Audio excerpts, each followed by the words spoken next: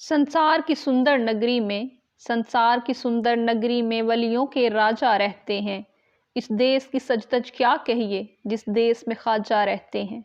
अस्सलाम वालेकुम दोस्तों, मैं हूँ रिफत बाजवा और आप देख रहे हैं मेरा YouTube channel history plus personality. आज हम बात करेंगे सुल्तानुल हिंद हज़रत ख्वाजा गरीब नवाज़ की। सुल्तानुल हिंद हज़रत ख्वाजा गरीब नवाज़ माइनुद्दीन चिश्ती रहमतुल्लाह अलैह का शजरा नस्ब हज़रत इमाम हुसैन हज़रत इमाम अली करमुल्लाह वजह के साथ मिलता है। इनके बाप का नाम गयासुद्दीन था। गयासुद्दीन को ख्वाब में हुजूर पुरनूर हज़रत मोहम्मद सल्लल्लाहु अलैहि वसल्लम की ज़ियारत नसीब हुई, जिसमें हुजूर सल्लल्लाहु अलैहि वसल्लम ने फरमाया, गयासुद्दीन तुझे बेटे की खुशखबरी हो, तेरा बेटा रब की मखलूक से प्यार करने वाला और उन पर मेहरबानी करने वाला होगा। 14 रजब 1136 ईस्वी को अस्फान शहर के कस्बे संचर में आप पैदा हुए। आपके सीने पर एक तिल था जिसे बरकत की अलामत समझा जाता है। बचपन में ही ज़ुहद व तकवा में रहने का शौक़ था। इस वक्त में सैयदजादों को बहुत से रंजो अलम का सामना था। आपके वालिद ने आपको खरासान शहर की तरफ भेज दिया। 15 साल की उम्र में माँ और बाप दोनों का इंतकाल हो गया। बाप की तरफ से जो कुछ विरसा में मिला सब गरीबों में तकसीम कर दिया और बुखारा चले गए। वहाँ जाकर दीनी तालीम हासिल की और कुरान पाक को हिफ्ज़ किया। वहाँ से इराक़ चले गए। हज़रत इमाम अली और हज़रत इमाम हुसैन अलैहिस्सलाम के मज़ारों पर जाकर दुआएं मांगी और फिर बगदाद की तरफ रवाना हो गए। वहाँ हज़रत ख्वाजा उस्मान हरगनी के मुरीद हो गए। बहुत साल तसव्वुफ़ में गुजारे। हज़रत ख्वाजा उस्मान हरगनी हज़रत माइनुद्दीन चिश्ती को अपने हमरा हज पर ले गए और तवाफ़ करने के बाद हज़रत माइनुद्दीन चिश्ती का हाथ पकड़कर कहा, ए अल्लाह, मैं माइनुद्दीन को तेरे हवाले करता हूँ क्योंकि मेरे सब मुरीदों में सबसे पारसा माइनुद्दीन है।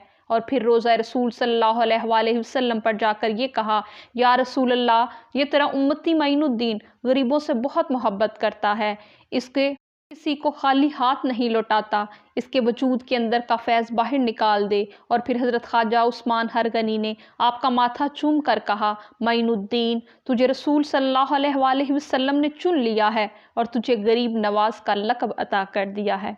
बगदाद वापस आए तो हज़रत उस्मान हरगनी ने आपको अपना कुर्ता और नालैन देकर कहा, जाओ रब की मखलूक की इस्लाह करो। आप गाँव-गाँव शहरों में जाकर लोगों को इस्लाम की दावत देने लगे। आपकी ज़ुबान में इतनी मिठास थी कि लोग आपकी तरफ खींचे चले जाते। लोग आपकी बैत करने लगे। अगले साल फिर हज के लिए रवाना हुए। हज करने के बाद रोज़ा रसूल सल्लल्लाहु अलैहि वसल्लम पर जाकर रो रो कर दुआएं मांगते हुए सो गए कि या रसूल अल्लाह सल्लल्लाहु अलैहि वसल्लम, अब क्या हुक्म है।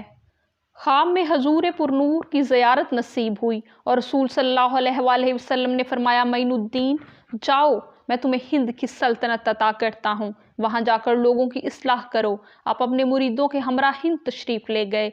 वहाँ उस वक्त का राजा पृथ्वीराज चौहान था। अजमेर शरीफ में एक बहुत बड़ा मंदिर था जो राजा और रानियों के लिए मुख्तस था। इसमें हर तरह के बुत थे जिनमें कोई शफा का देवता था, कोई दौलत का और कोई बेटे अता करने वाला। मंदिर के साथ एक तालाब था जिसका नाम अना सागर था। हिंदू इस पानी को मुकद्दस समझते थे। वो इसमें इस ख्याल से नहाते कि उनके सब गुनाह झड़ जाएंगे। हज़रत माइनुद्दीन चिश्ती अना सागर के करीब अपने मुरीदों के हमरा चटाई डालकर बैठ गए और हज़रत कुतुबुद्दीन बाकी से अजान देने के लिए कहा। अना सागर के पानी से सब ने वुज़ू किया और नमाज पढ़ी। ये वही कुतुबुद्दीन बाकी हैं जो हज़रत बाबा फरीदगंज शकर रहमतुल्लाह अलैह के पीर थे।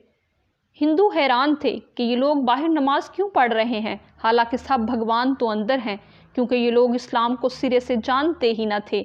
शाम हुई तो राजा के चरवाहे ऊँट लेकर आए और हज़रत माइनुद्दीन और उनके मुरीदों को वहाँ से उठने के लिए कहा, क्योंकि ये ऊँटों की जगह थी। हज़रत माइनुद्दीन ने कहा, इनको किसी और जगह बांध लो, मगर वो बज़िद हुए और कहा, हम इनको यहीं बांधेंगे। जिस पर हज़रत माइनुद्दीन वहाँ से ये कहकर उठ गए कि अब ये यहीं बैठे रहेंगे। सुबह हुई तो चरवाहे आए और ऊँटों को उठाना चाहा, मगर वो वहीं बैठे रहे। उन्होंने हर तरह की कोशिश करके देख ली। आखिर वो सब राजा के पास पहुँचे और सब माजरा सुनाया। राजा ने कहा, उस फ़कीर को बुलाओ। राजा ने कहा, तुम कैसे फ़कीर हो जो बेज़ुबानों को बांध रखा है, ऐसे तो ये मर जाएंगे, अपना जादू वापस लो। तो आपने कहा, मैं जादूगर नहीं, मुसलमान हूँ। जाओ, ये जिसके हुक्म से बैठे थे उसी के हुक्म से उठ जाएंगे। चरवाहों ने ऊँटों को उठाया और वो उठ गए। لوگ ان کو دیکھنے لگے۔ لوگوں نے کہا یہ 5 وقت اذان دیتے ہیں اور نماز پڑھتے ہیں اور ہمارے مندر کو ناپاک کرتے ہیں۔ یہ شکایات بہت سے ہندو لے کر راجا کے پاس گئے کہ یہ بتوں کے بھی خلاف ہیں۔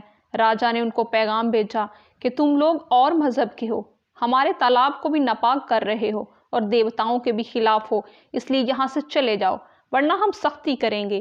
حضرت معین الدین چشتی رحمۃ اللہ علیہ نے حضرت قطب الدین بختیار کاکی سے کہا کہ جاؤ پانی کا ایک مشکیزہ بھر لاؤ، کیونکہ بعد میں ہمیں یہ پانی نہیں لینے دیں گے۔ حضرت قطب الدین باقی نے وہاں سے مشکیزہ بھرا اور اس مشکیزے کو اٹھانے لگے تو سارا پانی اس مشکیزے میں آ پہنچا اور تالاب خشک ہو گیا۔ انا ساگر کے بند ہونے سے کوہرام مچ گیا، کیونکہ وہ لوگ اپنے سب گناہ لا کر اسی تالاب کے اندر دھوتے تھے۔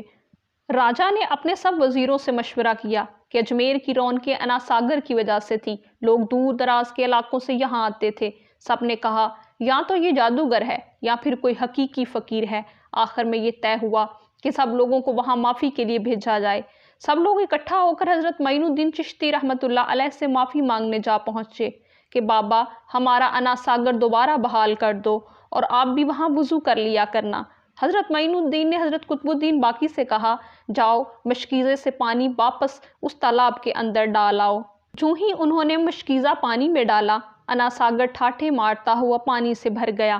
اس معجزے کو دیکھ کر ہندو مورخ بھی لکھتے ہیں کہ اسی شام 32,000 ہندو کلمہ پڑھ کر مسلمان ہو گئے۔ اس پر ہندوؤں اور پنڈتوں میں غم و غصہ کی لہر دوڑ گئی اور راجا نے اس وقت کے سب سے بڑے پنڈت رام دیو کو بلایا اور کہا اس فقیر سے مناظرہ کرو اور اس کے شکست دے کر یہاں سے روانہ کرو۔ رام دیو کے 40 چیلے تھے جو اس کے ساتھ تھے۔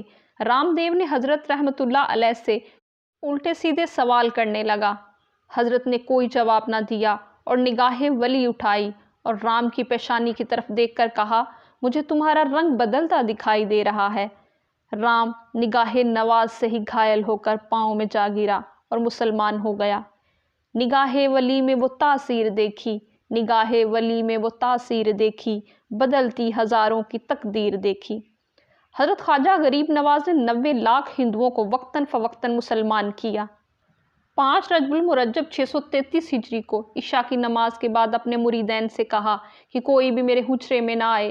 نماز تہجد تک حق حق کی آوازیں حجرے میں سے آتی رہیں۔ فجر کے وقت جب مریدین نے دیکھا تو آپ دارالبقا کی طرف جا چکے تھے۔ آپ کی پیشانی پر اسم اللہ نمایاں دکھائی دے رہا تھا۔ آپ کو اسی حجرے میں دفن کر دیا گیا۔ آپ کا فیض تا قیامت جاری و ساری رہے گا اور ہر مذہب اور ہر مسلک کے لوگ آپ کے قدموں کی دھول سے فیض یاب ہوتے رہیں گے۔ میرے خواجہ غریب نواز ہند میں تشریف نہ لاتے تو آپ کی اور میری نسلیں آج مسلمان نہ ہوتی۔ درود پڑھ کر حضرت خواجہ غریب نواز کو تحفہ کر دیجیے۔ لفظوں کی یہ ترتیب اچھی لگے تو میرے چینل کو سبسکرائب کریں، لائک کریں اور کومنٹ کریں۔ خدا کی ہزاروں رحمتیں نازل ہوں آپ پر اور ہم سب پر۔